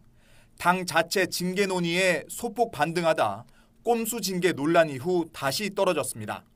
주간 집계로 봐도 한국당이 3%포인트 넘게 떨어지는 동안 민주당은 1.4%포인트 상승해 40%대를 회복했습니다. 이 같은 지지율 변화에는 한국당 핵심 지지층의 이탈이 영향을 미친 것으로 분석됩니다. 지역별로는 대구, 경북, 연령별로는 60대 이상, 성향별로는 보수층의 지지율 하락이 두드러졌습니다. 전당대회를 앞두고 상승세를 탔던 자유한국당 지지율은 대구 경북과 60대 이상 그리고 보수층이 크게 이탈해 지난주 하락세가 지속된 것으로 나타났습니다. 문재인 대통령 지지율은 긍정과 부정평가 모두 조금씩 하락했습니다. 5.18 망언 논란에도 불구하고 실업률 상승, 역전세난 등 부정적인 민생 이슈가 영향을 미친 것으로 보입니다. 연령별로는 30, 40대 강세와 60대 약세가 이어졌고 20대와 50대에서는 긍정과 부정평가가 팽팽했습니다. 수도권과 호남에서는 긍정이, 영남 지역에서는 부정이 앞서는 경향이 이어졌고 충청 지역에선 긍정과 부정평가의 격차가 오차 범위 안에서 나타났습니다. 이번 여론조사는 지난 11일부터 닷새간 전국 19세 이상 유권자 2,500여 명을 대상으로 실시됐으며 자세한 내용은 리얼미터와 중앙선거여론조사심의위원회 홈페이지에서 확인할 수 있습니다. YTN 권윤기입니다.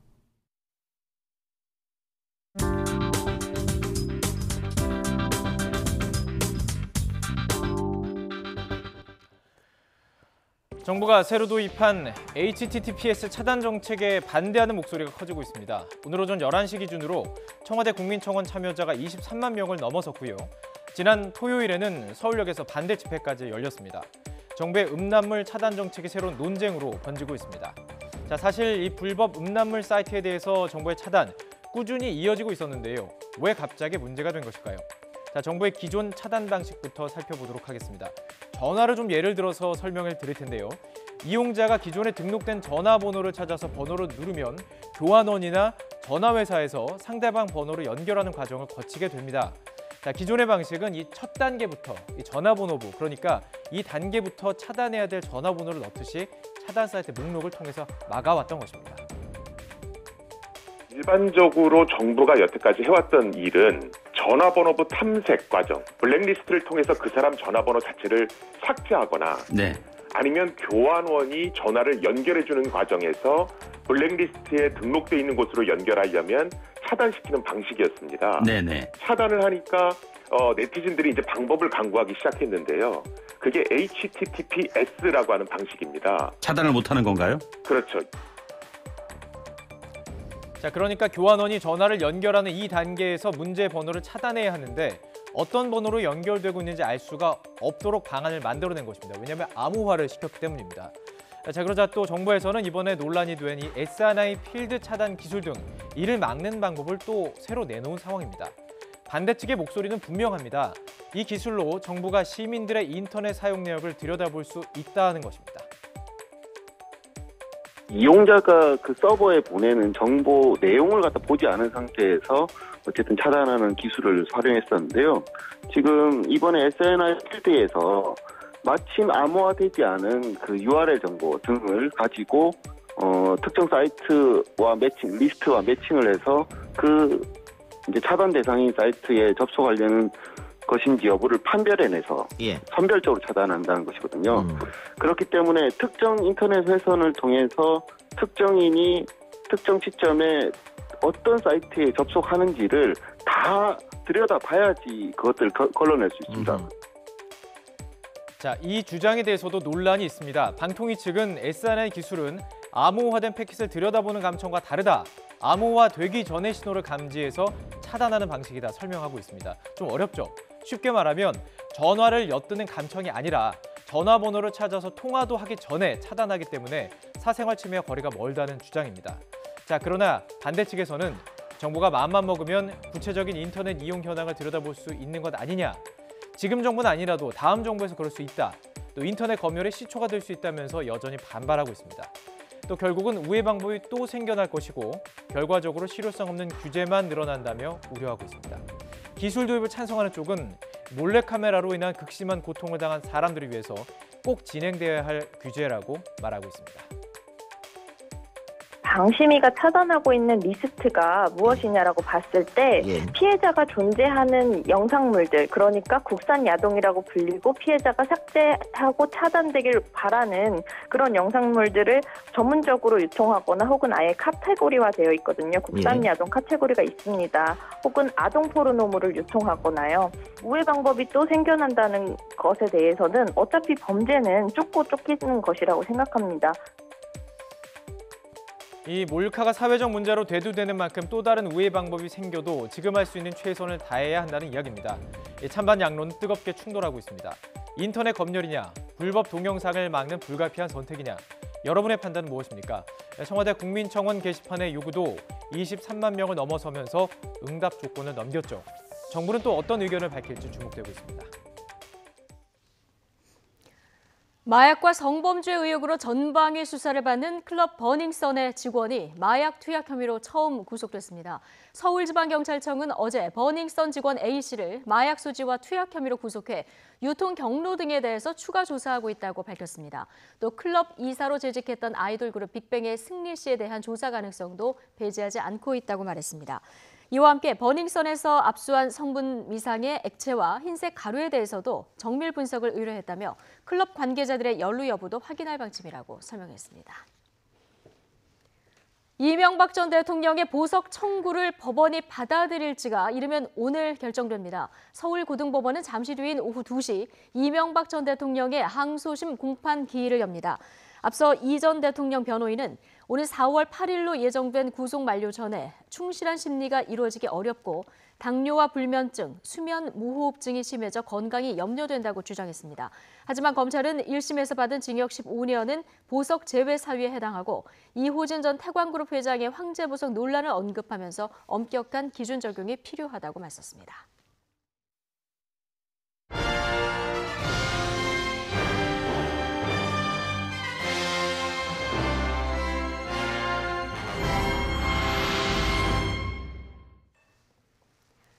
YTN은 3.1운동 100주년 기획으로 시청자의 제보를 바탕으로 잊혀진 독립유공자의 묘소를 찾아나가고 있는데요. 그런데 시민들이 보내준 내용 가운데에는 이런 황당한 사례도 있었습니다. 이승배 기자가 전해드립니다.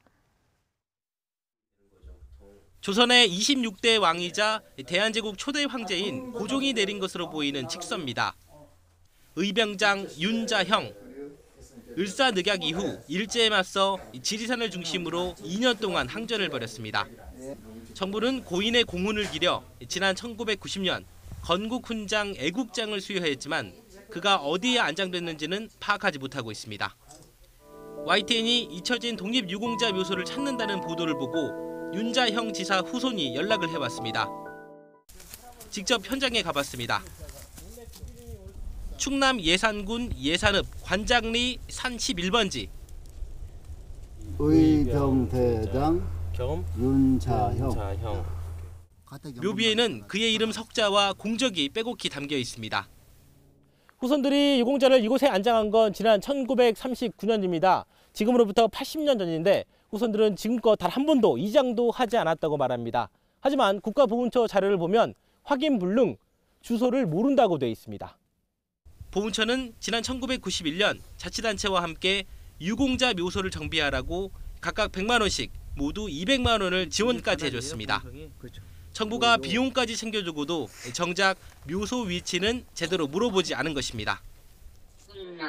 이라든가 이런 분들은 이제 저희 쪽에 등록이 안 돼 있기 때문에 그 이분한테 계속 안내를 나가도 그 안내는 계속 내보내긴 했어요. 왜냐하면 그 집 주소에 저희가 계속 내보냈었거든요. 근데 이제 연락이 안 되니까 이제 저희가 이제 찾을 수가 없어서.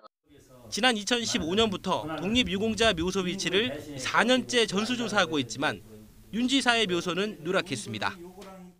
그 사람들이 알자고 하면은 우리 주소 다 알고 오니까 그 했을 텐데 전혀 연락이 안 왔어요.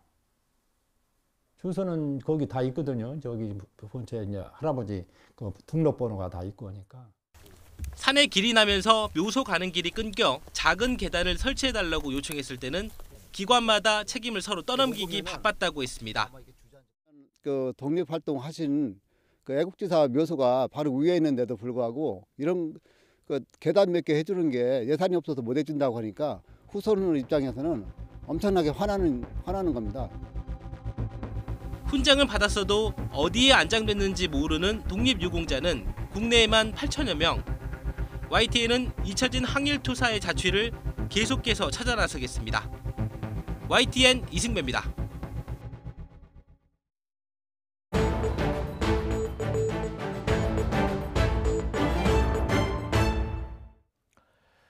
(5주만) 훈련받으면 되는 줄 알고 군 훈련소에 입소했는데 갑자기 현역으로 군부대 배치를 받게 되는 일이 있었습니다.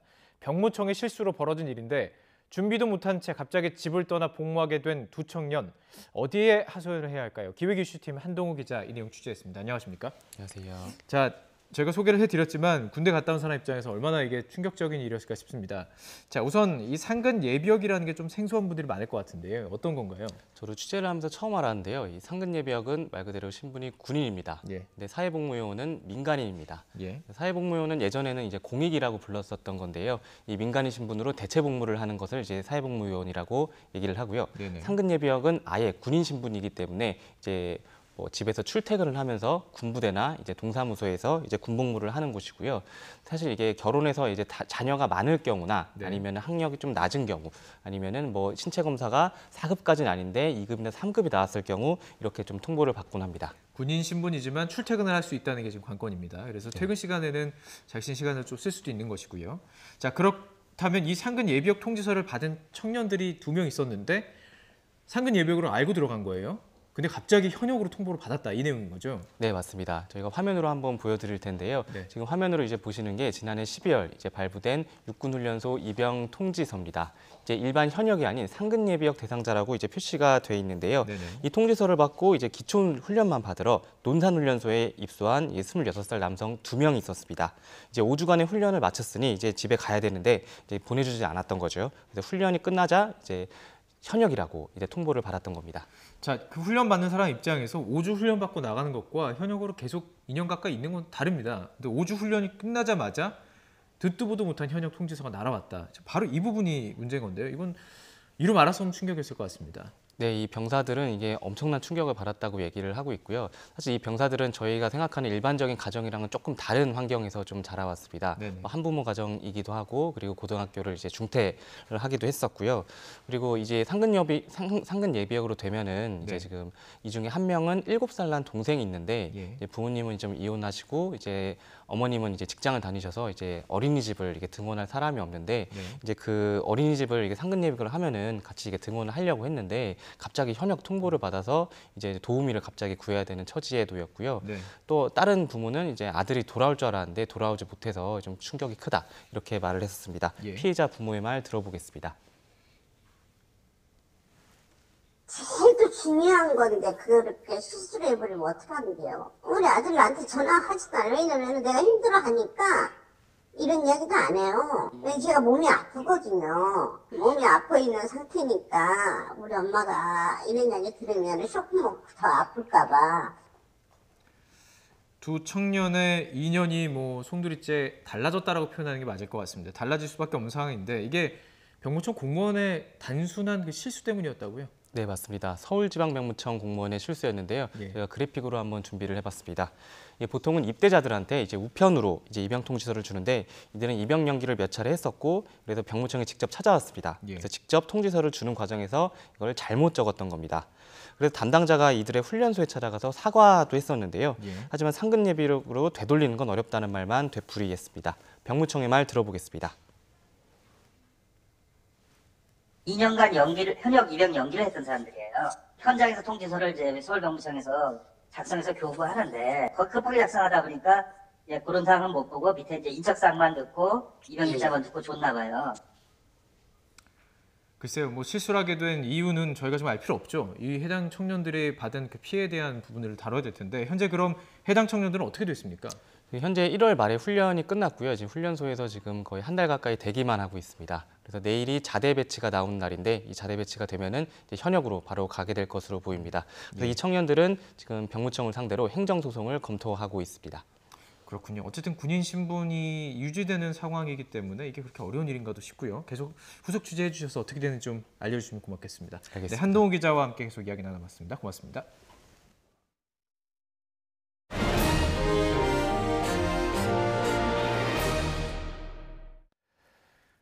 국민연금공단은 지난 1월 말 현재 국민연금을 매달 200만 원 이상 받는 수급자가 22명으로 집계됐다고 밝혔습니다.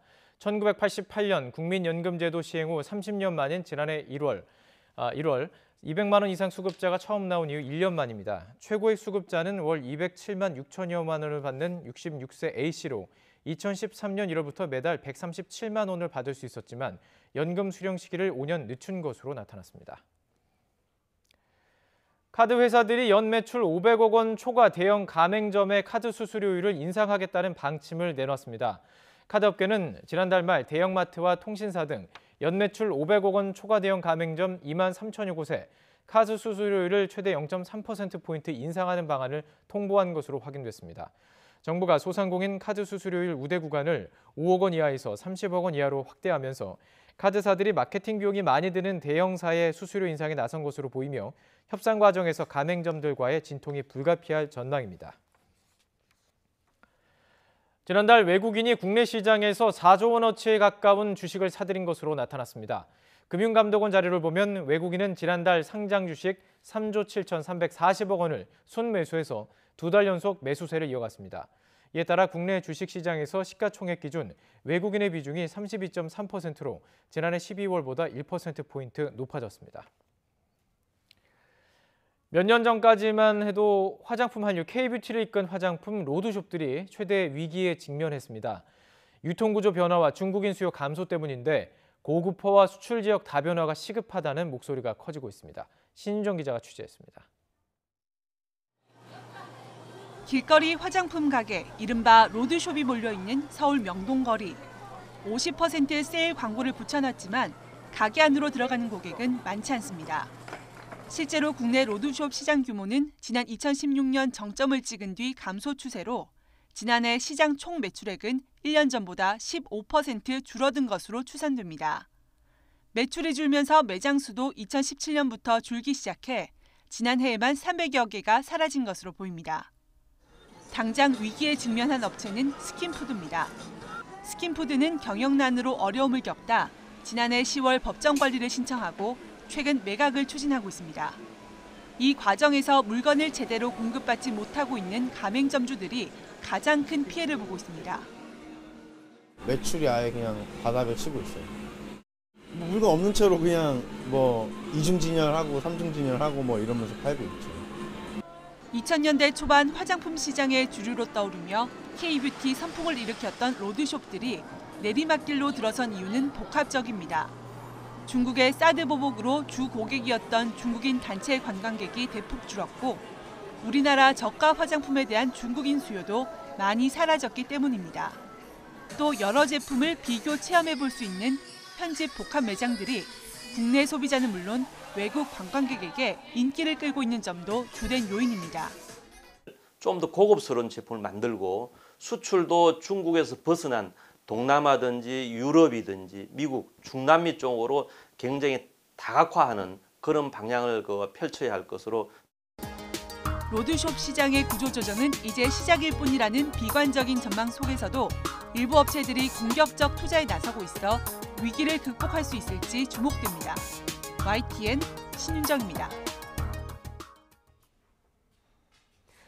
고용노동부는 폭발 사고로 3명이 숨진 한화 대전 사업장에 대해 오늘부터 특별 근로감독에 들어갔습니다.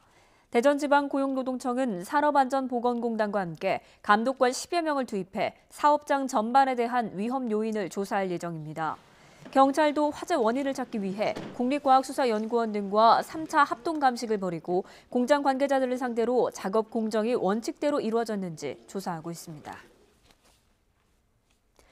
전자법정 입찰 비리로 재판에 넘겨진 법원행정처 공무원들이 설과 추석 등 명절 때마다 거액의 뇌물을 받아온 것으로 드러났습니다. 국회 법제사법위원회 소속 더불어민주당 금태섭 의원이 제출받은 공소장을 보면 행정처 전산정보관리국 직원들은 전직 행정처 직원인 남모 씨로부터 명절 때마다 50만 원에서 많게는 2천만 원의 뇌물을 받은 것으로 확인됐습니다. 명절 때마다 뇌물로 현금 수천만 원을 건네고 생활비 용도로 법인 신용카드를 주는 등 남 씨가 법원 공무원 4명에게 건넨 뇌물 액수는 6억 4천여만 원에 이르는 것으로 조사됐습니다. 시민단체들이 국회에 선거제도와 권력기관 개혁 등을 요구하며 행진 시위를 벌였습니다. 참여연대, 한국 YMCA 전국연맹 등 시민단체는 오늘 국회 앞에서 기자회견을 열고 거대 정당이 선거제도와 권력기관 개혁 법안을 미루고 있다며 조속한 처리를 촉구했습니다. 이어 국민의 80%가 찬성하는 공수처 설치와 국정원 개혁도 자유한국당의 태업에 막혀서 한 발짝도 나아가지 못했다고 강조했습니다. 경남 밀양 송전탑 건설 공사를 방해한 혐의로 기소된 반대대책위원회 주민들이 유죄를 확정받았습니다.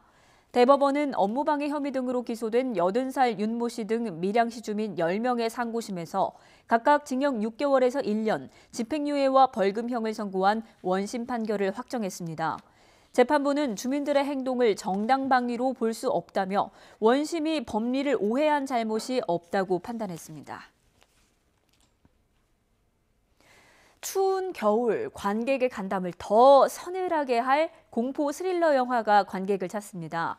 가상의 신흥 종교 집단을 소재로 한 사바하와 교양 스릴러를 표방한 살인마 재개집 등 이번 주 개봉작을 최두희 기자가 소개합니다. 본부를 조사하다가 우연히 발견된 불교계 신흥 종교입니다. 사이비 종교 문제를 조사하던 박 목사는 어느 날 불교와 연관된 신흥 종교단체 사슴동산에 주목합니다. 종교단체와 여중생 살인 사건의 관련성을 찾던 도중 어딘가 미심쩍은 정비공 나한의 존재를 알게 되면서 이 단체의 실체에 접근합니다. 연관성을 찾기 힘들었던 사건들의 연결고리가 드러나면서 팽팽한 긴장감을 자아냅니다. 비주얼이라든가 내용 면에서 여타 나왔었던 미스터리 스릴러물하고는 확연하게 좀 다르다라고 분명히 느끼실 수 있습니다. 이 영화는. 검은 사제들로 한국형 오컬트 영화의 가능성을 보여준 장지현 감독이 이번엔 불교를 바탕으로 기독교와 무속 신앙을 배합해 독창적인 세계관을 구현했습니다. Me getting in this car with you. Sorry, but you do kind of look like one. 광기에 사로잡힌 살인마 잭. 그를 지옥으로 이끄는 안내자에게 자신이 저지른 5가지 끔찍한 살인 사건의 자초지종을 설명합니다.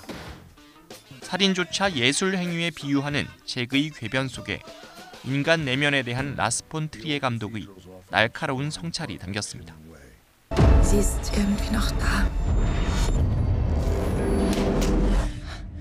어린 시절 부모의 죽음을 목격한 언니 제시카는 동생 소피를 지켜야 한다는 강박관념에 사로잡힙니다.